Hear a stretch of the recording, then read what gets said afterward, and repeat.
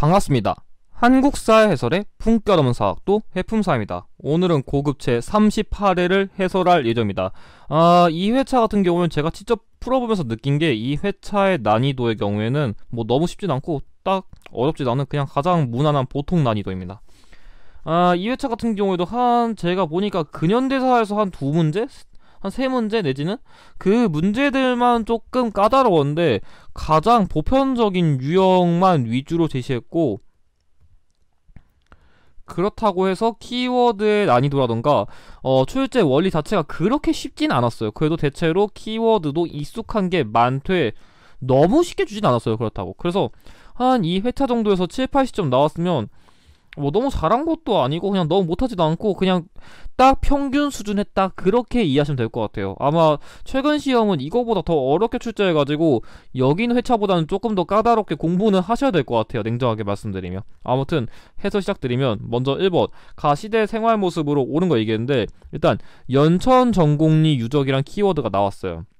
그러니까 최근에는 이런 식으로 유적지랑 관련된 힌트를 잘 주지는 않는 추세이긴 한데 외워두면 좋긴 좋아요. 근데 뭐 연천 전공리를 모른다 하더라도 여기 아슐리안형 주먹도끼, 그러니까 이 유적지를 통해 가지고 찌개 문화만 존재하고 주먹도끼 문화는 없었다는 그 외국의 학설을 담았겠거든요. 그렇기 때문에 이 연천 전공리랑 주먹도끼를 통해 가지고 이 문제 제시된 시기가 구석기 시대인 걸 알 수 있어요.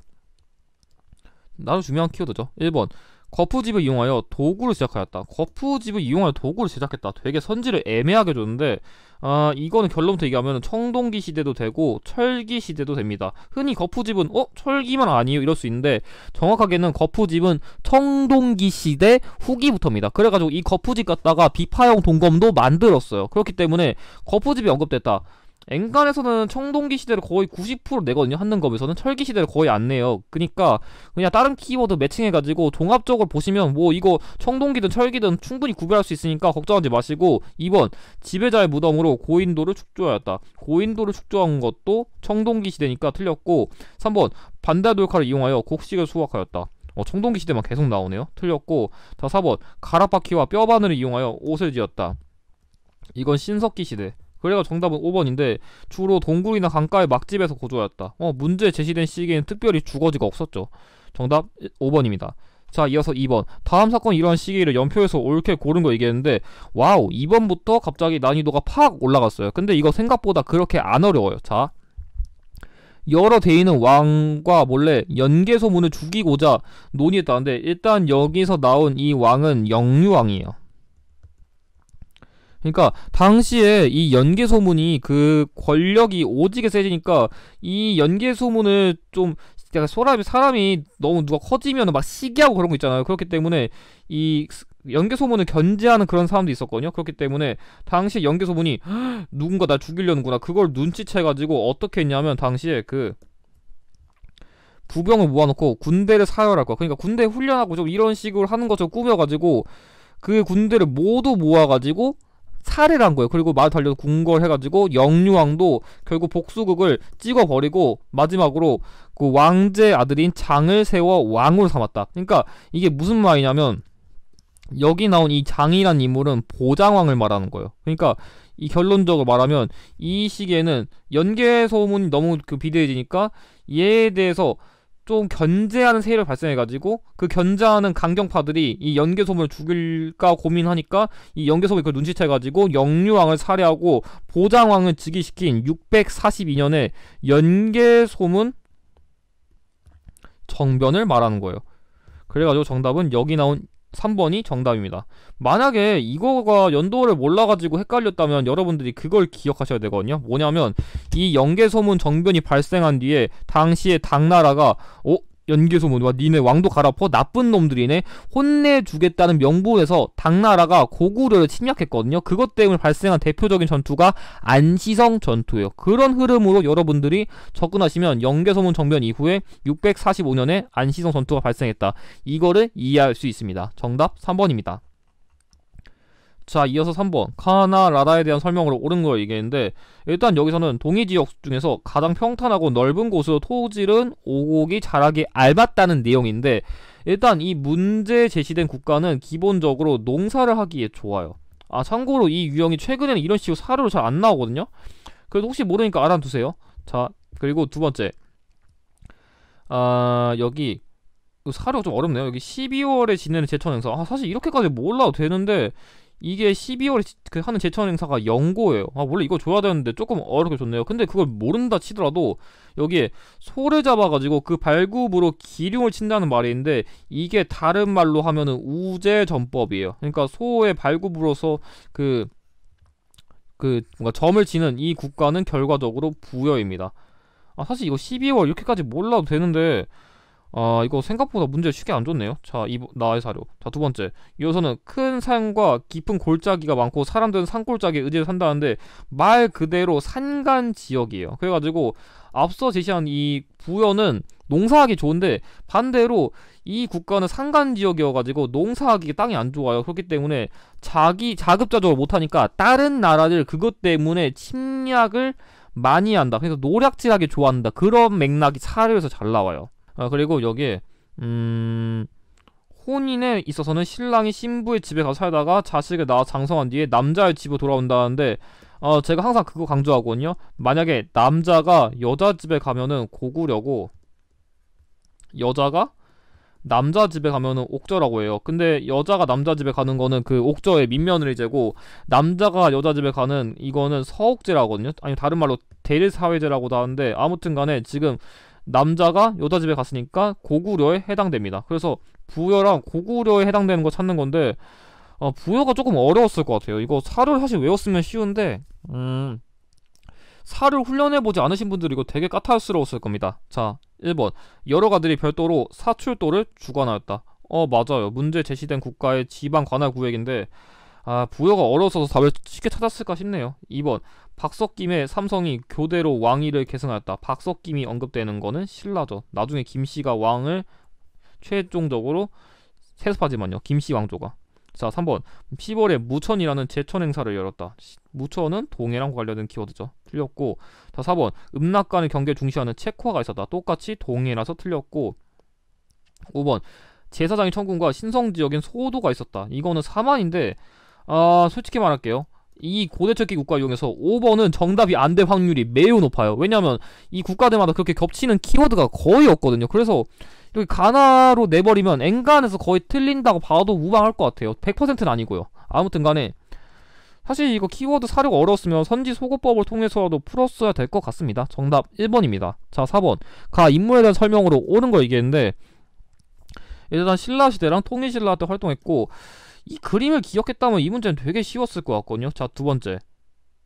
자, 설총.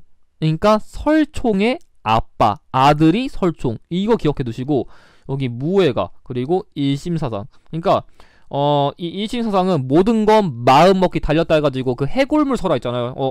이 해골물도 내가 생각해보니까 맛있어 보이면 맛있어 보일 수 있었는데, 내가 이거 해골물이라 생각하니까 되게 더럽게 맛없네 하는 그거 생각하면서, 모든 건 마음 먹기 달렸구나 하는 게 이거고, 무예가라는 건 일종의 말 그대로 그 불교를 쉽게 전파하기 위해 만든 일종의 향가예요. 그래가지고 이 문제 제시된 승려는 이 무예가 일심사상 등을 만들고 주장한 원효라는 걸 알 수 있어요. 별로 어렵진 않았어요. 키워드가. 1번. 대승기 신론소, 신문화 쟁론을 저술하였다. 이거 여러분들 잘 기억해 두셔야 되는데, 대승기 신론소라던가 신문화쟁론이란 거는 쉽게 말하면 약간 좀 여러 불교 종파의 내용 정리하고 조금 합친 거? 그런 거라고 생각하면 좋을 것 같아요. 그러니까 이 문제 제시된 인물은 불교 대중화도 기여했는데, 여러 그 불교 종파의 내용을 좀 쉽게 정리한 그런 역할도 담당했습니다. 정답 1번이고요. 2번. 화랑도의 규범으로 세속 5개를 제시하였다. 이거는 원광이라 틀렸고요. 3번. 화엄의성 법궤도를 지어 화엄종을 정리하였다. 화엄의성 법궤도는 의상이죠. 자, 4번. 인도와 중앙아시아를 여행하고 왕후천축국전을 지었다. 왕후천축국전은 해초랑 관련된 키워드라서 안 맞고요. 5번. 당에서 귀국하여 황룡사 구층 목탑의 건립을 건의했다. 지금 왕이 아니라 이 건립을 건의한 거니까 이거는 자장이랑 관련된 키워드입니다. 정답 1번인데, 이게 통일신라, 그러니까 신라에서 통일신라 시기에 나오는 대표적인 다섯 승려여가지고 여러분들이 꼭 기억하실 필요가 있습니다. 자, 이어서 5번 가나 무덤 양식에 대한 설명으로 옳은 걸 얘기했는데 삼국시대 무덤 나왔네요. 자, 일단 여기서는 그게 중요한데 나무로 덜러를 만들고 그 위에 돌을 쌓아오는 흙을 덮었다는데 잘 보면은 지금 그러니까 무덤은 이거예요. 그러니까 이게 무덤인데 여기 무덤 1단계 여기 그 돌로 한 번 더 이 무덤을 둘러쌌고 여기다 다시 한번 흙을 또 쌓아가지고 무덤을 3단으로 방어했어요. 그러니까 이게 흙만 있어 보이는데 만약 곡괭이지 갖다가 캥캥 이렇게 때려도 이 돌 때문에 그 뭐야 무덤이 오지게 단단해가지고 이거는 쉽게 도구를 못해요. 그러니까 이 무덤 키워드가 쉽게 도구를 하기 어렵다 이런 키워드 잘 나오는데 이렇게 3중 방어를 했으니까 도구를 하기 쉽지 않겠구나 를 기억하셔야 돼요. 그래가지고 이거는 결론적으로 돌무지 덧널 무덤입니다. 신라의 대표적인 무덤이죠. 자, 그리고 자, 두 번째. 돌로 널결과 널방 만들고 그 위에 흙을 덮은 무덤이다. 제가 이 무덤 같은 경우는 쉽게 말해서 제가 화덕의 모양을 기억하라거든요. 게다가 잘 보면 지금 이건 완전 단단히 방어했는데 이거는 그냥 널길과 방이 그냥 오픈도 도어예요. 그냥 한 길로 쭉쭉 들어가면은 무덤 들어갈 수 있거든요. 그래서 반대로 요건 도굴이 쉬워요. 길을 완전 열어놨잖아요. 나 도굴하세요. 춤추고 지금 날이 자빠질 수준으로 지금 무덤이 열려있어가지고 이 무덤이 그런 뭐라 해야 되지? 그 도굴의 용이성에서 되게 차이가 많이 난다는 걸 이 구조를 통해서 이해하실 필요가 있어요. 아무튼 간에 그래가지고 이 무덤의 경우에는 굴식 돌방 무덤입니다. 이름 자체가 그래요. 이건 고구려의 불상이죠. 그래가지고 이걸 바탕으로 선지를 분석해드리면 1번 모주림 천장 구조로 되어 있다. 모주림 천장 구조로 되어 있는 거는 이게 아니라 이거예요. 그러니까 모주림 천장 구조라는 거는 뭔가 무덤이 갈수록 이런 식으로 조금씩 작아진다는 거예요. 이게 모주림 천장 구조예요. 그러니까 이런 구조는 아닌데 조금씩 점점 작아지는 그런 구조? 자, 2번 무덤의 둘레돌에 12지신상을 새겼다. 이것도 똑같이 굴심 돌반 무덤인데 그러니까 이 굴심 돌반 무덤이 고구려에서 잘 나오긴 했지만 통일신라 시기에도 있긴 했어요. 그러니까 굴식 돌반 무덤을 내면은 거의 8, 90%는 그 고구려의 그 굴식 돌반 무덤을 내는데 가끔씩 이 12지신상이 언급되면 예외적으로 통일신라의 12지신상이다. 이거는 따로 외워두세요. 이거 좀 어려울 수 있으니까요. 자, 3번 대표적인 무덤으로 황남대총이 있었다. 이거는 나의 무덤이 아니라 가의 무덤이에요. 왜냐하면 신라랑 관련된 대표적인 무덤이라 틀렸고, 자, 4번 내부의 천장과 벽에 그림을 그리기도 하였다. 천장과 벽과 그림을 그린 건 대표적으로 이 문제 제시된 국가의 평양 강서대묘여가지고 결과적으로 얘기하면은 문제 제시된 그런 대표적인 그 나의 무덤으로서 정답은 4번이고 5번 중국 낭주의 영향을 받아 만들어졌다. 이거는 백제의 무령왕릉이어가지고 정답은 4번입니다. 이거 좀 어려웠을 것 같아요. 이거 꼼꼼히 안 공부했으면 헷갈리기 쉽거든요. 자, 이어서 6번 가 나라의 문화유산으로 옳은 거 얘기했는데 이 유형 자체가 원래 되게 쉬운 유형이거든요. 근데 사료가 어려워가지고 해석을 하기 힘들으신 분도 있었을 것 같아요. 근데 이거 되게 잘 나온 사료라 외우셔야 됩니다. 자, 뭔 내용이냐면, 자, 이 국가의 왕인 김구애가 그 왕족, 그러니까 왕비 뭐 아들, 그러니까 왕족들을 데리고서 항복했대요. 그래가지고 법흥왕이 예를 들어가지고 이 사람들에게 벼슬을 주고 본국을 시고 삼았다. 그러니까 뭔 얘기냐면, 이 국가의 그런 왕족이 법흥왕에게 항복을 했다는 게 이 문제 포인트였거든요. 그러니까 법흥왕 시기에 어디가 항복해서 멸망했냐 그거를 여러분들이 이해하셔야 되거든요. 아니 법흥왕 시기에 뭐가 멸망했어요? 그거 아시면 딱 나와야 돼요. 금법 대진 바로 금관가야입니다. 그러니까 사료 자체가 조금 까다로워 보일 수 있는데 그냥 금관가야 시기 금관가야가 아니라 법흥왕 시기에 금관가야가 멸망했다. 사실 그거 알았으면은 이 문제는 10초 안에 풀어야 됩니다. 자, 1번 이거는 고구려의 연가 7년명 금동 열의 입상입니다. 이거는 그러니까 뭐 여기 뒤에 연가 7년이라는 그런 연호가 있어가지고 고구려 평양 시기에 만든 그런 불상이다.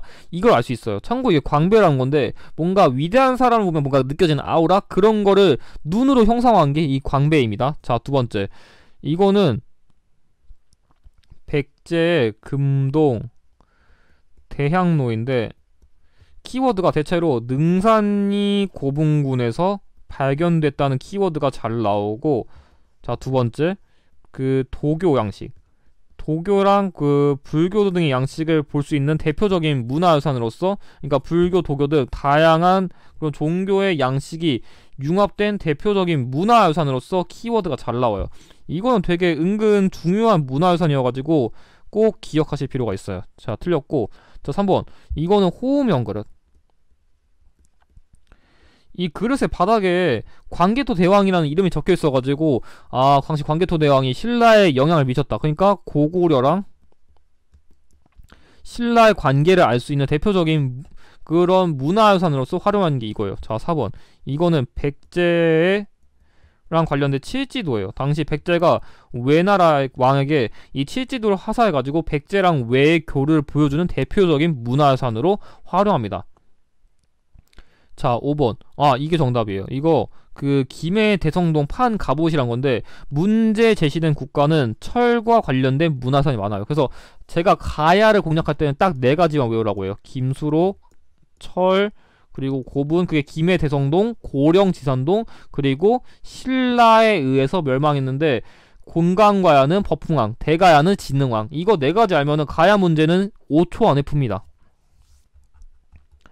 자, 이거 7번. 가나사이식이 있어 사실로 옳은 거 얘기했는데, 이 문제도 여러분들이 많이 어려우시거든요. 근데 이거 되게 중요한 사료여가지고 여러분들이 이거는 꼭 외우셔야 되는데, 아마 오답 선지가 좀 어려워가지고 헷갈리신 분들이 많았을 것 같아요.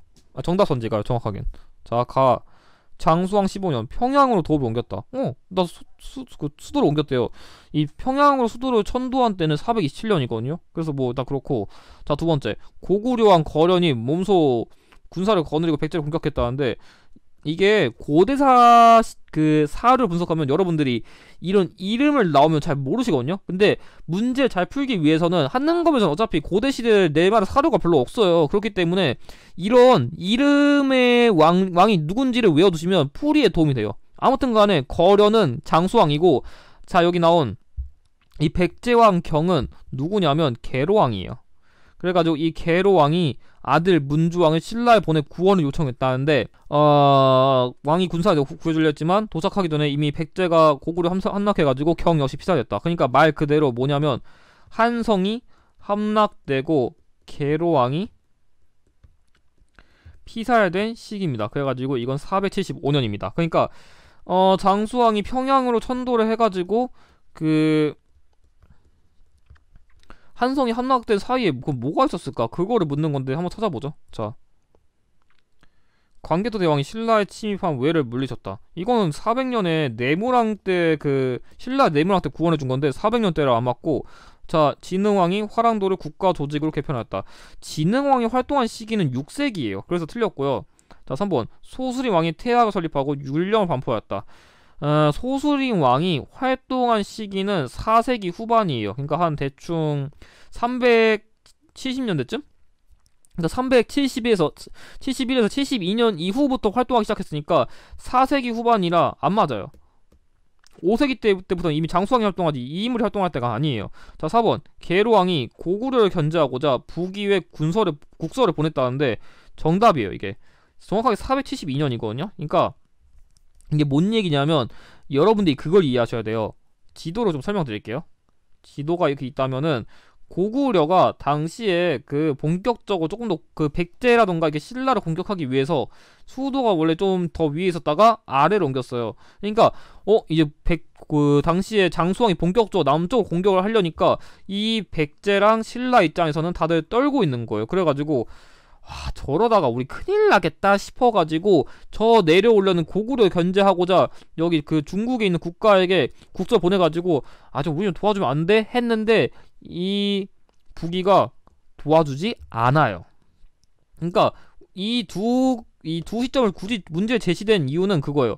당시에 남진 정책을 추진하니까 그걸 견제하기 위한 방비책으로 국서를 보냈었는데 얘가 대화를 안 통해가지고 우왕좌왕 하다가 당시에 습격을 받아가지고 결국 사망했다. 이 흐름을 자연스럽게 연결할 수 있냐, 그게 이 문제의 포인트였어요. 이게 사실 문제를 처음 푸시는 분들 입장에서는 그걸 어떻게 이해하죠? 어려울 수 있는데 이 훈련을 계속해야 여러분들이 문제를 풀 수 있습니다. 그래가지고 정답은 4번이고, 자 마지막 5번. 근초고왕이 평양성을 공격하여 고구원왕을 전사시켰다. 이거는 뭐 371년에 그 평양성 전투니까 이전이라 안 맞습니다. 정답은 4번입니다. 자 이어서 8번. 가라를 시행한 순서대로 옳게 나열한 거 얘기했는데, 이 유형이 외우고 있으면 쉽고 못 외웠으면 더럽게 어려운 유형이에요. 이거는 통일신라 토지제도에서 한능검이 좋아하는 대표적인 4가지 키워드 낸 건데, 솔직히 이거는 그냥 암기합시다. 그냥 차례대로 설명드릴게요. 자, 첫 번째, 교소를 내려 문무 관료전을 지급하고 차등을 주었고, 자, 두 번째, 내외 관료의 녹을 폐지하고 해마다 조를 차등 있게 주었다고 하는데, 자, 일단은 이게 어떤 내용이냐면, 첫 번째, 노급이라는 거를 기본적으로 수조권, 그러니까 내가 있는 땅에 세금을 내 월급을 쓴다 생각하면 돼요. 그러니까 수조권, 내가 받은 땅에서 나는 땅 그런 거를 내가 거둘 수 있는 권리가 있는데, 여기에 플러스로 노동력 진발권까지 있어요. 그러니까 돈도 얻을 수 있는데 노동력 진발권까지 얻으니까 이걸 가지고 있는 귀족들은 당시에 권력이 오지게 높은 거예요. 그래가지고 이거에 대한 견제를 위해 신문왕 시기에 이 노동력 진발권을 억세해버린 수조권만 오직 있는 관료전을 지급한 거예요. 관료전을 지급하고 차근차근 관료전 지급하면서 이 노급을, 이건 687년 지급하고 차근차근 이걸 지급하면서 나중에 노급을 결과적으로 폐지를 해버렸어요. 신문왕시기에. 그걸 통해 가지고 왕권을 강화했고, 일단 귀족을 조금 견제한 다음에 나중에 시기가 흐를수록 조금 더 안정화돼가지고 이제 귀족 말고 좀 백성들에게 토지를 주고 싶네? 그래가지고 처음 백성에게 정전을 나눠줬어요. 이게 722년의 성덕왕시기예요. 그러니까 일단 먼저 위부터 처리해놓고 아래에게도 혜택을 베풀 정도로 왕권이 강화되었는데, 나중 갈수록 그게 또 혜택이 안 돼가지고 매달 지급하던 녹봉을 없애고 다시 노급을 주었다 해가지고 757년에 노급이 부활해요. 그러니까 이 토지제도라는 게 어떤 느낌이냐면, 이런 식으로 왕권이 점점 강화되면서 그 관료전 지급하면서 한번 끊어주고, 이제 더 패단 심각한 노급 완전 끊어주고, 그 정전도 지급하면서 백성에게도 토지를 잘 지급해 주는데, 나중 가서 귀족이 세질수록 우리의 혜택 다 돌려주라 해가지고 노급을 부활시켜가지고 왕권이 추락했어요. 참고로 이 노급이 부활한 시기는 경덕왕 시기입니다. 그래가지고 687년, 689년, 722년, 757년이 정답은 1번입니다. 아니, 해fun사님 이런 문제 어떻게 풀어요? 이건 솔직히 암기하셔야 됩니다. 이거는 암기를 안 했으면 못 풀어요. 물론 어느 정도 흐름이 있긴 있는데, 기본적으로 그 흐름도 어느 정도 그 지식이란 게 기반이 돼 있어야 이런 식으로 풀 수 있는 거라, 만약 여기 있는 내용 헷갈렸으면 모두 암기하시길 바랍니다. 자, 이어서 9번 문제. 다음 검색창에 들어갈 왕에 대한 설명으로 옳은 거 얘기했는데, 일단 이 문제가 발해랑 관련된 유형인데, 최근에는 이런 식으로 왕을 세부적으로 나눠서 특정 왕의 업적에 대한 문제 잘 안 내요. 그냥 발해 자체의 전반적인 특징을 내거든요. 그렇기 때문에 무슨 왕이 뭐 했다 이렇게까지 꼭 잘 몰라도 되는데, 일단 굳이 설명드리면, 일단 뭐 나왔으니까 이름은 대흠무래요. 여러분들 이건 솔직히 기본적으로 알아두셔야 되는 게, 대무에는 무왕이고, 이 대흠모는 문제 제시된 왕의 이름이에요. 자, 두 번째. 그리고 대흥. 이거는 문제 제시된 왕의 연호예요. 그리고 이런 식으로 공주가 직접적으로 언급되는 것도 결과적으로 문왕밖에 없습니다. 그러니까 대무의 무왕, 대흠무 문왕, 그리고 대흥 연호, 그리고 공주는 얘밖에 안 나온다. 그거 외워두시면 좋아요. 뭐 가끔씩 이거 왕의 공주들의 무덤도 나오긴 나오는데, 한능검 수준에선 이것까지는 자세히 몰라도 문제 푸는 데는 지장은 없을 것 같습니다. 자, 1번. 인안이라는 독자적인 연호를 사용하였다. 이거는 무왕이에요, 무왕. 이 문제 제시된 왕의 연호는 제가 대응이라고 했잖아요. 그래서 틀렸고, 2번. 장문유를 보내 당의 등주를 공격하였다. 맞아요. 왜냐면 무왕 시기에는 당나라랑 관계 적대적이기 때문에 무왕 시기에는 당의 등주도 공격했어요. 그렇기 때문에 틀렸고, 자, 3번. 수도를 중경 현덕부에서 상경 용천부로 옮겼다. 이거 여러분들 잘 모를 수 있어가지고 좀 설명을 드리면 여기다 드릴게요. 자, 이게 수도란 게 어떻게 되냐면, 처음에는 동모선에서 대조영이 건국했어요. 그 다음에 중경으로 넘어가는데, 이 시기 때 왕은 현재 무왕과 문왕 중에서 몰라요. 그래서 일단 뭐 무왕인지 문왕인지 모르겠지만 일단 넘어왔는데, 그 이후에 그 확실하게 문왕시기에 중경에서 상경으로 천도를 하고, 상경에서 다시 동경으로, 여기까지는 문왕 시기에 천도를 했어요. 그리고 한능검 수준 키워도 아니지만 동경에서 나중에 다시 상경으로 돌아온 거는 성왕 시기예요. 이것까지만 알아두시면 좋아요. 아무튼 간에 이 왕 시기에 수도를 오지게 많이 천도해가지고 정답은 3번이고요. 자, 4번. 대문해로 하여금 흑수말가를 정벌하게 하였다. 대문해로 하여금 흑수말가를 정벌하게 한 것도 똑같이 무왕입니다. 이거 좀 어려울 수 있는 키워드인데 아무튼 간에 문제 제시된 왕이랑 관련 없고요. 자, 마지막으로 5번. 고구려 유민을 이끌고 동모산에서 나라를 세웠다. 제가 아까 뭐라 했죠? 동모산에 나라를 건국한 거는 대조영이라고 했습니다. 그래가지고 정답은 3번입니다. 자, 이어서 10번. 교사의 질문에 대한 학생의 답변으로 옳은 것을 얘기했는데, 잘 보면은 지금 이게 지도가 좀 안 보일 수 있어가지고 확대를 해드리면은, 여기 잘 보면 뭐 주 이렇게 있잖아요. 이 주의 수를 그대로 쭉쭉쭉쭉 세보면은 9개가 나와요. 진짜 한번 세보세요. 이게 주가 세보면 진짜 몇 개인지. 한주, sak주, 명주, 옹주, 상주, 전주, 우주, 강주, 양주 이런 식으로 세보면 9주고, 여기에 원경이란 말 있잖아요. 뭐 북원경, 중원경, 남원경, 이것도 똑같이 그대로 세보면 5경이 나와요. 그래가지고 이거 세보면 9주 5소경이란 걸 알 수 있어요. 그래가지고 이거는 사실 여러분들이 쉽게 풀려면 직접 지도를 이런 식으로 세보는 훈련을 해보는 게 좋아요. 그렇기 때문에 9주 5소경이 있는 이 국가는 통일신라인 걸 알 수 있죠. 참고 신문왕식에 정비했습니다. 자, 1번. 경제소를 두어 유향소를 통제하였다. 이건 조선시대죠. 틀렸고, 지방 22담로의 왕족을 파견하였다. 이거는 22담로는 백제의 무령왕과 관련된 빈출 키워드죠. 그래서 안 맞고요. 자, 3번. 전국의 주요 지역에 12목을 설치했다. 12목을 설치한 거는 이 시기가 아니라 고려시대 성종입니다. 성종이 빈출 키워드예요. 12목도. 자, 4번. 지방관을 감찰하기 위해 외사정을 두었다. 외사정을 두었던 건 문무왕 시기니까 문제 제시된 왕 국가와 일치하죠. 정답 4번이고. 5번. 관찰사를 보내서 관할골의 수령을 감독하였다. 관찰사랑 수령이 직접적으로 언급되는 것도 역시 조선시대라서 틀렸습니다. 정답 4번입니다. 자, 이어서 11번. 가 인물에 대한 설명으로 옳은 거 얘기했는데, 이 문제에서 주목할 필요가 있는 거는 잘 봐봐요. 넷째 아들 금강은 몸이 크고 지략 맞아가지고 그 인물이 특별 총회에서 왕위를 물려주려 하니까 그의 형인 신검, 양검, 용검 등이 이를 알고서 걱정하고 범민했다는데, 여러분들이 아셔야 될 거는 이 금광과 신검입니다. 왜냐하면 이 인물의 아들인 신검, 그러니까 첫째 아들인 신검은 자신한테 왕을 밀려줄 줄 알았는데, 아빠가 이 넷째 아들만 총해주니까 빡쳐가지고 이 금강도 갈아엎어버리고 이 인물도 금산사 미륵전에 가둬버립니다. 탈루를 한 거죠.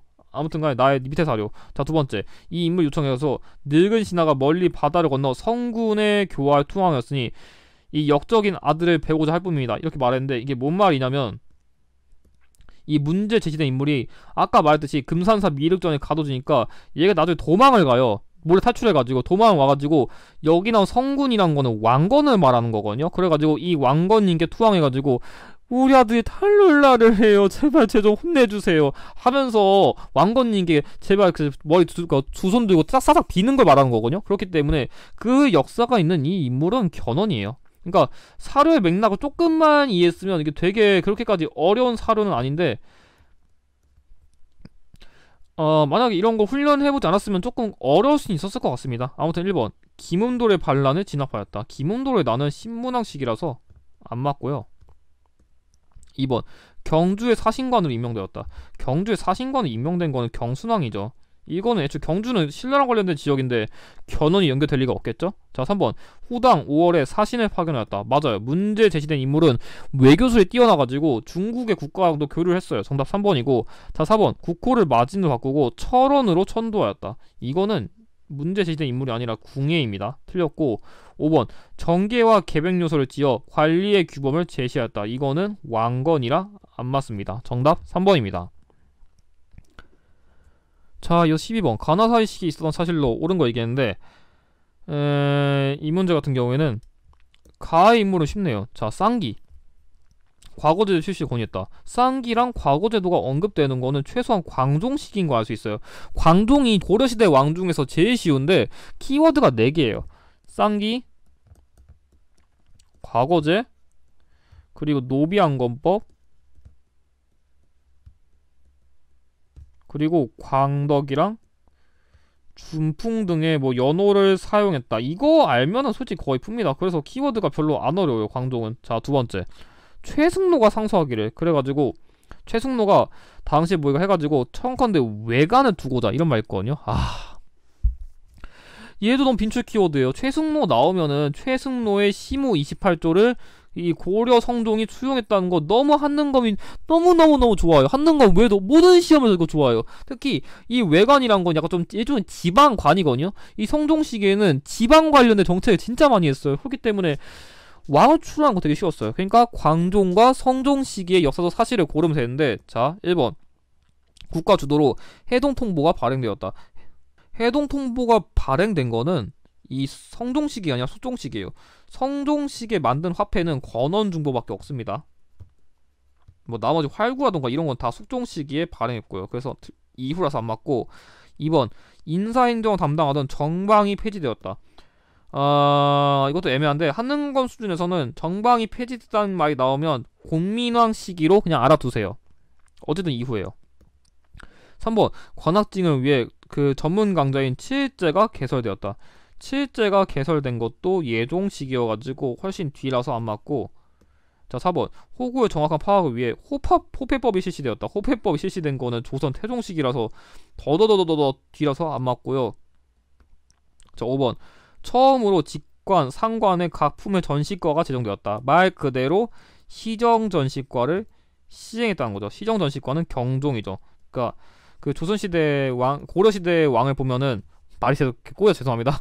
태조, 해종, 정종, 그리고 광종이고 그 다음에 경종 그 사이에 성종이에요. 그러니까 광종과 성종 사이에는 사실상 경종밖에 낼 게 없어요. 그렇기 때문에 사실상 경종의 키워드 찾았으면 이 문제는 별로 어렵지 않았습니다. 정답 5번입니다. 자, 이어서 13번. 각 군사조직에 대한 설명으로 옳은 거 얘기했는데, 일단 개경환도 결정에 반발에 대한 키워드 나왔어요. 이거 정말 중요하거든요. 왜냐하면 당시에 그 몽골과 강화를 맺었었는데 이 몽골과의 강화를 맺은 걸 반대하고 끝까지 싸웠던 게 이 군사조직이에요. 그리고 여기 나온 승화후 왕후는 왕후 추대했단 말이 있는데, 일본에 보낸 외교문서를 그 고려국수와 비교 정리했단 말이 있는데, 이게 뭔 얘기냐면 당시에 이거 그냥 간단한 이해해서 이 시기에 이 군사조직이 봉기를 하니까 좀 어수선할 거 아니에요. 그래서 얘네들이 자기들 멋대로 이렇게 좀 문서도 보내고 좀 그런 아수라장의 상황이었다, 그런 느낌으로 이해하시면 될 것 같아요. 근데 뭐 그거 모르더라도 여기 나온 개경환도 결정에 반발한 거는 바로 삼별초입니다. 그래가지고 삼별초랑 관련된 키워드 찾으면 되는데, 자, 찾아보면은 1번. 승려 출신으로 구성된 항마군이 있었다. 항마군이 있는 거는 그 별무반이에요. 별무반. 그러니까 별무반의 경우에는 그 기병으로 구성된 신기군이랑 보병으로 구성된 신보군이랑 그리고 승려로 구성된 항마군, 이 세 가지 나옵니다. 자, 두 번째. 여진을 정벌하여 동북 구성 일대를 확보하였다. 똑같이 별무반이라 안 맞고요. 3번. 거란의 침입에 대비한 과정에서 설치되었다. 그거는 광군입니다. 광군. 근데 광군은 이거 외에는 안 나와가지고 모르셔도 되고. 4번. 경대승이 신변 보호를 위해 만든 사병 조직이다. 이거 헷갈릴 수 있는데 결론부터 얘기하면 이거는 도방이에요. 도방. 여러분들이 이거에 그 무신정권 시기에 만들어졌던 거 알면 헷갈릴 수 있는데, 이 삼별초는 최씨 정권의 사병 조직이지 경대승의 사병 조직이 아니에요. 그러니까 최충원이 집권한 시기 이후쯤부터 만들어진 게 삼별초니까 경대승은 그보다 이전이기 때문에 도방이랑 이 삼별초를 헷갈리면 안 됩니다. 이거 헷갈리기 쉬운데. 아무튼 5번. 진도와 제주도로 근거지를 옮기면서 항쟁했다. 맞아요. 당시에 강화도, 진도, 제주도 옮기면서 진도에서는 배중손이 활동했고 그 제주도에서는 김통정이 활동했죠. 그래가지고 결론적으로 정답은 5번입니다. 자, 이어 14번. 가나 역사서에 대한 설명으로 옳은 거 얘기했는데, 일단 여기서는 1145년에 김보식 등이 왕명을 받아 편찬한 책이라 나와 있는데, 여기 나오면 이 본기, 지, 표, 열전, 이게 어떤 거냐면 기전체예요. 기전체. 그러니까 기전체라는 거는 뭐 왕, 그리고 뭐 조금 제후, 그러니까 조금 더 뭐 왕족이라고 표현할게요. 그냥 왕, 제후, 좀 왕족 같은 애들, 그리고 좀 역사적으로 중요한 인물 등등, 그러니까 그 인물 순의 그런 중요도에 따라 가지고 이렇게 구성을 나눈 거다. 그렇게 이해하시면 돼요. 아무튼간에 김보식이 편찬한 거는 삼국사기입니다. 현존하는 가장 오래된 역사서죠. 자, 두 번째. 여기서 1287년에 이승유가 펴낸 책이라 했는데, 중국사와 우리나라 역사를 동시에 적어가지고 우리나라 역사랑 중국의 역사를 완전 똑같이 대등하게 인식해서 쓰려고 했던 이 이승유의 제왕운기도 같이 알아두셔야 됩니다. 그러니까 사실 이거는 뭐 삼국사기 그 김보식, 제왕운기 이승유, 그리고 뭐 동명왕편 이규보, 그리고 그 제왕운기 동명왕편, 그 상국유사 이련, 그래가지고 이 네 가지를 모두, 그러니까 여러분들이 삼국사기 뭐 김보식, 제왕운기 이승유, 그리고 삼국유사 이련, 그리고 동명왕편 이규보, 이거 정도는 여러분들이 기본적으로 입에 감겨둘 필요가 있습니다. 자, 1번. 사초, 시정기 등을 바탕으로 실록청에서 편찬하였다. 이거는 고려시대가 아니라 조선시대의 조선왕조 실록이기 때문에 틀렸고, 2번. 불교사를 중심으로 고대의 민관설화 등을 수록하였다. 이거는 아까 언급한 이 삼국유사이기 때문에 틀렸고요. 자, 3번. 고조선의 건국 이야기가 수록되었다. 맞아요. 문제 제시된 이 제왕운기는 고조선이랑 발해의 역사를 다룬 대표적인 역사서입니다. 정답 3번이고요. 자, 4번. 유네스코 세계 기록유산으로 등재되었다. 지금 제가 얘기한 것 중에선 세계 기록유산으로 등재된 거 없고, 굳이 언급한다면 고려시대의 경우에는 8만 대장경판이 세계 기록유산으로 등재되었습니다. 자, 5번. 고구려 건국 시조의 일대기를 서사시 형태로 서술하였다. 이거 서사시 형태로 서술한 거는 동명왕편이기 때문에 틀렸습니다. 정답은 3번입니다. 자, 이어서 15번. 가 기구에 대한 설명으로 옳은 거 얘기했는데, 일단 여기 나온 키워드 중에서 일단 토지와 노비 문제를 해결하기 위해 설치된 임시기구, 그리고 억울하게 불법적으로 빼앗긴 토지를 원래 주인에게 돌려주는 그런 역할을 했대요. 그러니까 원종식이 처음 설치됐는데 폐지와 설치를 거듭했다고 하거든요. 그러니까 일단 우리가 기억해야 되는 거는 억울하게 토지를 빼앗기고 억울하게 노비가 된 자를 좀 해방시켜줬다는 건데, 그게 헷갈린다면 이걸 아셔야 돼. 신돈이 여기에 판사가 되었다. 끝났습니다. 신돈과 언급되는 키워드는 딱 한 개밖에 없어요. 전민, 변정, 도감입니다. 이름이 좀 어려워가지고 좀 헷갈릴 수 있는데, 신돈의 전민, 변정, 도감은 공민왕 시기에 키워드로 너무너무 출제율이 높기 때문에 꼭 외우셔야 돼요. 자, 1번. 원간석기에 첨입으로 격화되었다. 첨입으로 격화된 거는 중서문화성이랑 상서성이기 때문에 여기 제시된 키워드랑 관련이 없고요. 2번. 고려 말에 도평의사사로 명칭이 바뀌었다. 그거는 도병마사라 안 맞고. 3번. 소속 관원이 낭사와 함께 대간을 불렸다는데, 그거는 어사대요. 그러니까 중서문화성의 낭사와 이 어사대를 합쳐가지고 대간이라 불려가지고 관리 비리를 감찰하고 뭐 풍속 교정 등의 역할을 담당했죠. 자, 4번. 공민왕 때 내정개혁의 일환으로 운영되었다. 제가 방금 얘기했잖아요. 공민왕의 핵심 키워드라고. 정답 4번이고요. 5번. 최씨무 신정권의 최고 권력기구로 활용되었다. 최씨 정권의 최고 권력기구는 교정 도감입니다. 그래가지고 정답은 4번입니다. 자, 이어 16번. 다음 대왕의 왕이 제위했던 시기의 사실로 옳은 거 얘기했는데, 일단 여기 나온 거는 신서가정 등이 동국통감을 받았다. 이거 하나 알아야 돼요. 이게 여러분들이 좀 헷갈리기 쉬운 키워드가 이 동국통감이랑 동국문헌비고인데, 이 동국문헌비고는 영조 시기에 만든 일종의 그런 백과사전 같은 책이고, 이 동국 통감은 성종 시기에 만들어진 대표적인 역사서입니다. 그러니까 성종 시기에 되게 뭐가 키워드가 많거든요. 뭐 동국여지승나온, 동국통감, 그리고 뭐 악학개봉, 경국대전. 그래가지고 저 같은 경우에 성종 시기에 뭔가 역사, 지리, 음악, 법 등 다양한 분야를 총망라한 서적들을 하나씩 만들었다. 그렇게 암기시킵니다. 추가적으로 국조오레이도 외워두세요. 국조오레이. 1번 주자소가 설치되어 계미자가 주조였다. 계미자가 주조된 거는 태종 시기라서 안 맞고. 2번 전통 한의학을 정리한 동의보감이 완성되었다. 이거는 광해군이라 틀렸고요. 자, 3번 음악, 이론 등의 집대성한 악학개범이 가능되었다. 제가 아까 악학개범 언급했죠? 정답 3번이고요. 자, 4번 세계지도인 혼일강리 역대 국도지도가 제작되었다. 그것도 똑같이 태종이라서 틀렸고요. 자, 5번 한양을 기준으로 한 역법서인 칠정산 4편이 편찬되었다. 이거는 세종 시기라 틀렸습니다. 정답은 3번입니다. 자, 이어서 17번 가 인물에 대한 설명으로 옳은 걸 얘기했는데, 여기 일단 태조 이성계에게 지어바친 법전이라는 키워드가 있거든요. 그래가지고 일단 그 공식적인 법전은 여기 언급된 경국대전이 맞기는 맞는데, 이 문제 제시된 법전은 조선이 건국된 직후에 만들어져가지고 그런 조선시대 그런 법전의 완벽한 토대를 만들었다고 할 수 있어요. 그렇기 때문에 일단 문제 제시된 법전은 결론부터 얘기하면 조선 경국전이에요.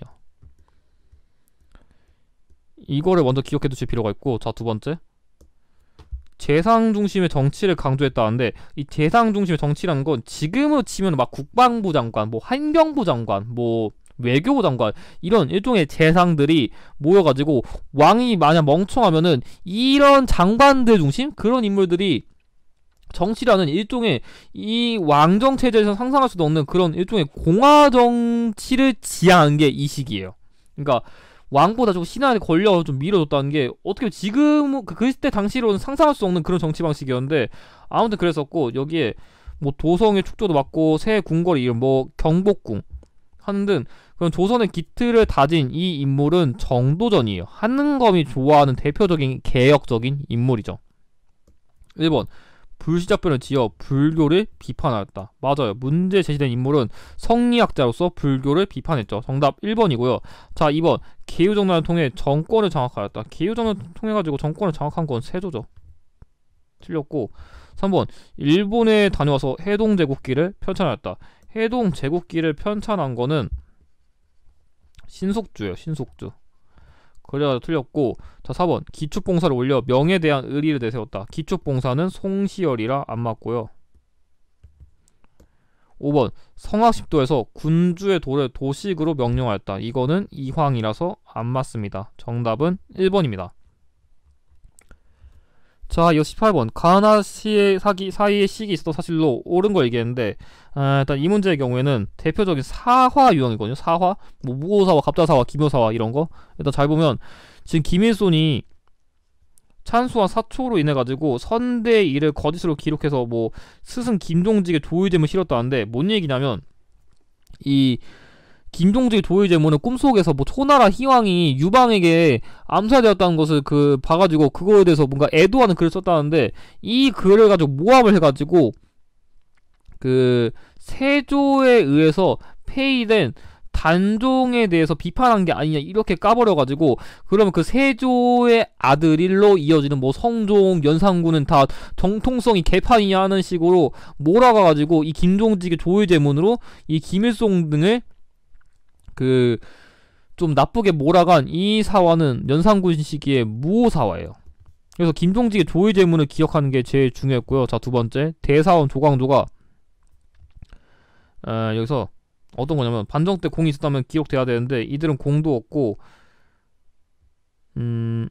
공과 이를 탐낸다 이런 내용이 있으니까, 그러니까 일단 이런 이의 근원을 막아낸다 이런 말이 있거든요. 그러니까 뭔 얘기냐면 중종반정 때 공이 있는 사람들이면 당연히 이름을 올려야 되는데 한 것도 더럽게 없으면서 이름만 올린 사람들이 있다는 얘기를 하거든요. 그렇기 때문에 말 그대로 위훈삭제를 주장했어요. 위훈삭제.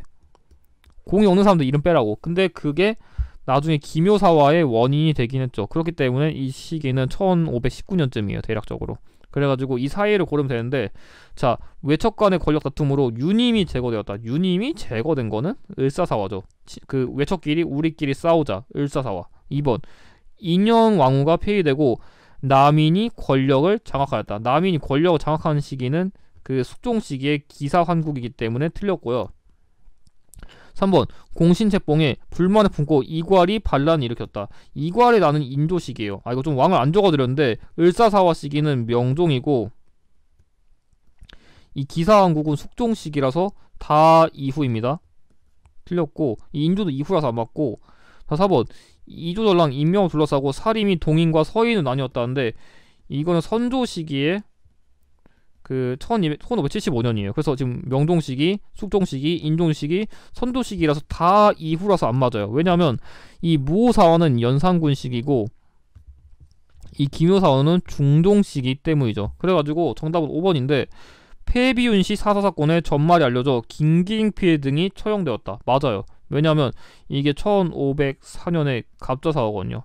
그렇기 때문에 무갑기열을 아는 게 중요했어요. 그러니까 무오사와 김종직 조의제문, 그리고 그 갑자사화는 폐비윤시 사사사건, 그리고 기묘사화는 조광조, 을사사화는 윤인과 윤원영을 외우면 풀 수 있습니다. 정답 5번입니다. 자, 이어서 19번 가상의에 대한 설명으로 옳은 거 얘기했는데, 일단 여기서 주목해야 되는 거는 그 조선시대 상점 덜고 종로, 그러니까 종로는 지금 서울이잖아요. 그러니까 조선시대 종로에서 활동한 상인이고, 유기전 상인, 이거는 그러니까 좀 국가에 필요한 그런 뭔가 그 대표적인 6가지 물품을 만든 상인이에요. 그렇기 때문에 이 조선시대 종로에서 활동한 상인으로서 이런 국가에 필요한 물품까지 납부한 이 상인은 시전 상인이에요. 이건 워낙 자주 나온 키워드라 금방 분석할 수 있었어요. 자, 1번 해상 공국을 통해 보호받았다. 해상 공국을 통해서 보호받은 거는 얘네가 아니라 보보상입니다. 틀렸고. 자, 2번 금난정권이라는 특권을 부여받았다. 맞아요. 이 문제 제기된 상인 외에는 상업활동을 금지할 수 있는 그런 금난정권의 특권을 받았는데, 나중에 정조 시기에 이르러서 이 유기전 상인을 제외한 시전 상인들은 모두 이 금난정권을 폐지됐어요. 그게 바로 신의 통공이에요. 그러니까 예전에 종로에서 나만 상업활동할 수 있어, 그런 그 우세권이 있었는데 나중 가서 그거 뺏겼습니다. 자, 3번 전국에 송방이라는 지점을 설치하였다. 송방과 관련된 건 말 그대로 송상입니다. 그래서 틀렸고. 자, 4번 책문우시를 통해 대청무역을 주도하였다. 대청무역을 주도한 건 만상이죠. 틀렸고요. 5번 포구에서 중개, 금융, 숙박업 등에 주력하였다. 이거는 객주예요. 현재로 치면 여관입니다. 그래서 정답은 2번입니다. 자, 이어서 20번 밑줄은 이 전쟁의 영향으로 옳은 걸 얘기했는데, 자, 사진은 김준용 장군 전승비다. 그러니까 이 김준용 장군은 근한병을 이끌고서 누르하치의 사위인 적장을 사살한 등의 전공을 세웠다는데, 이거 최근에 그 하는검에서 고난도 키워드 나온 거라 이 김준용도 이 문제 제시된 전쟁과 관련된 대표적인 인물인 거 기억해 두시고, 그거 모르셨다면 여기 나온 이 남한산성으로 피난한 국왕을 알아야 돼요. 그러니까 남한산성은 이 문제 제시된 전쟁과 관련된 극빈출 키워드예요. 뭐겠어요? 병자호란이죠. 명자호란 당시에 남한산성을 피난됐다. 이거 이제 영화도 나와가지고 이제 모르시면 안 돼요. 근데 제가 보기엔 이 남한산성 건지는 것보다 이 김준용이라는 그 장수를 이해하는 게 이 문제에서 더 중요할 것 같아요. 아무튼 1번 북방의 사군 육진이 개척되었다. 이 병자호란은 인조 시기에 발생했는데 이 사군 육진은 세종 시기에 개척된 거라 너무 이전이죠. 자, 2번 이종무에 의해 대마도가 정벌되었다. 똑같이 세종 시기라서 이전이고요. 자, 3번 청에 당한 치욕을 갚자는 북벌론이 전개되었다. 북벌론은 솔직히 말하면 효종 시기에 이르러서 본격화되었죠. 그렇기 때문에 이 전쟁의 영향이죠. 복수할 거냐, 쟤네 따를 거냐, 그런 얘기인 거죠. 정답 3번이고요. 자, 4번 개해 약조가 체결되어 세견선의 입항이 허가되었다. 똑같이 이것도 세종이네요. 왜 이렇게 세종과 관련된 키워드가 많은지 모르겠는데. 5번 외적에 대비하기 위해 비변사가 처음으로 설치되었다. 처음 설치된 건 삼포외라는 계기로 중종 시기에 설치됐죠. 정답 3번입니다.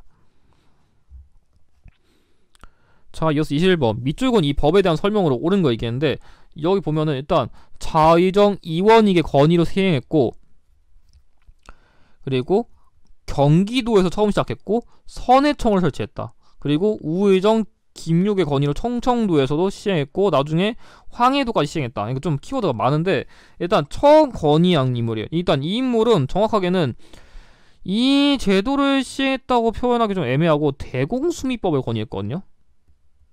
그러니까 이거의 핵심은 뭐냐면 그러니까 공납품, 그러니까 뭐 가령 뭐 나주에서 배가 나오고 뭐 영도에서 대게 나오고 이런 특산물 같은 걸 바치는 게 아니라 이거 대신에 쌀이라던가 배라던가 동전 등으로 납부하자, 그런 거를 좀 주장해 준 거예요. 정확하게는 뭐 쌀이나 배, 동전보다는 그냥 이것만 얘기한 거긴 한데, 그러니까 쌀로 대신 내자. 그래가지고 이거 좀 확장해가지고 이런 식으로 쌀과 배와 동전까지도 같이 납부를 했다는 거예요. 그래가지고 처음에 경기도 시행했는데, 그리고 그 세금을 걷는 그런 기구로서 선행청도 설치했고, 나중에 이런 인물들을 통해가지고 점점 더 확대가 된 이 제도는 대동법이에요. 그래가지고 이 이원익이랑 그 김육은 같이 외워두세요. 나올 수 있어요 나중에 또. 1번 양반에게도 국토를 납부하게 하였다. 이거는 말 그대로 호포제예요. 호포제. 틀렸고요. 2번 풍용에 따라 9등급으로 나누어 전세를 부과하였다. 이거는 연분구등법이에요. 연분구등법. 자, 3번 어장세, 염전세, 선박세 등을 거두어 군사비로 충당하였다. 이런 식으로 온갖 잡세를 뜯어간 거는 균역법이에요. 온갖 여러가지 세금 때렸잖아요. 틀렸고, 4번 재정 부족 문제를 해결하기 위해 지주에게 결작을 징수하였다. 결작을 징수한 것도 똑같이 균역법인데 1결당 2두의 결작을 거두어 갔죠. 그래가 정답은 5번인데 관청에 필요한 몸풀음을 납부하는 공인이 등장하는 배경이 되었다. 맞아요. 앞서 얘기한 이 공납을 이걸로 대신 내니까, 그러면 이 공납은 누가 담당해요? 얘가 담당해요. 그렇기 때문에 공인이 이때부터 등장하게 된 것입니다. 정답 5번입니다. 자, 이어서 22번 다음 그림이 그려진 시기에 볼 수 있는 모습으로 적절하지 않은 것을 얘기했는데, 결론부터 얘기하면은 여기 나온 이 김득신의 파독도가 대표적인 문제 제시된 시기에 풍속화란 걸 안다면 이거는 조선 후기라는 게 사실 5초 안에 나와야 돼. 사실 풍속화가 유행한 게 이 조선 후기거든요 사실. 그래가지고 뭐 김홍도, 신용복, 뭐야 정선, 김득신 이런 애들 나오면 무조건 조선 후기예요. 그래서 별로 설명할 건 없고, 자 접근해보면 1번 생선을 팔고 상평통보를 받는 상인. 맞아요. 왜냐하면 이거 숙종 시기엔 상업이 발달하면서 화폐도 유행했거든요. 일단 1번은 맞는 내용이고, 2번 장시에서 탈춤 공연을 벌이는 광대. 맞아요. 당시에는 좀 민간인데, 그러니까 서민들이 즐기는 그런 활동 중에서 탈춤이랑 판소리 같은 게 유행했었거든요. 맞는 내용이고, 3번 시사를 조직하여 활동하는 중인. 맞아요. 문제 제시된 시기에는 다양한 계층이 그런 문화활동을 즐겼죠. 이것도 맞는 내용이고, 4번 직전법에 의해 수조권을 지급받는 관리. 에이, 이거는 조선 세조잖아요. 지금 우린 조선 후기 찾고 있는데 이건 조선 초기랑 관련된 키워드라서 정답 4번이고, 5번 고추, 인삼 등을 산풍작물로 재배하는 농민. 맞아요. 이것도. 왜냐면 문제 제시된 시기에는 산풍작물, 그러니까 농사가 잘 되니까 다른 작물도 재배해서 먹고 싶어 했거든요. 그렇기 때문에 정답은 4번입니다. 자, 이어 23번 다음 사건이 일어난 시기를 연표해서 옳게 고른 걸 얘기했는데,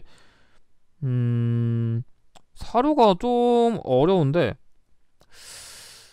이거를 어떻게 이해해야 되냐면, 이거 좀 많이 어렵겠다. 이거는 제 기준엔 좀 어려워 보여. 이거 솔직히 이해는 하겠는데, 일단 이 남현군 망의 차지 증사 이거는 잘 모를 테니까 그냥 패스하면, 덕산의 묘지에 서양 놈들이 침입하여 무덤을 훼손한 병고가 있다. 사실 이거 갖다 이해했어야 돼요. 그러니까 사실 이게 뭐 엄청나게 까다로운 유형은 아닌데, 여기에는 뭐가 있냐면 그 흥선대원군의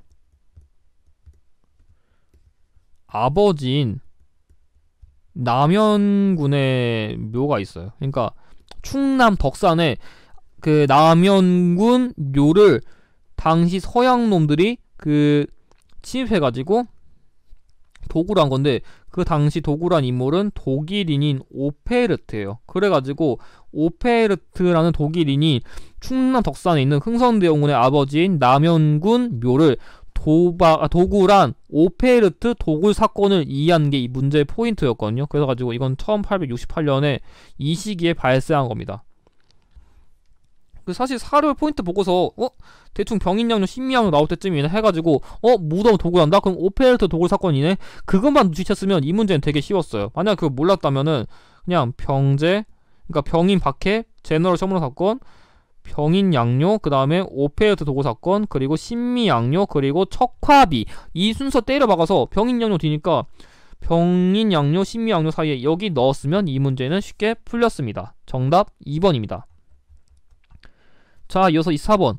다음 가상 인터뷰 왕이 추진한 정책으로 옳은 거 얘기했는데, 이 문제의 경우에는 뭐 여기 나온 뭐 어제문업 이런 거 모를 테지만 여기 탕평이랑 청계천 준설이라는 업적은 알아야 돼요. 왜냐면 이 문제 제시된 인물은 붕당의 폐해를 경계해가지고 탕평비도 건립해서 탕평책을 추진했고 청계천 준설을 했었는데, 이걸 담당하기 위해서 준천사라는 그런 기구를 설립했다. 이거 추가적으로 그냥 적어주세요, 어딘가에.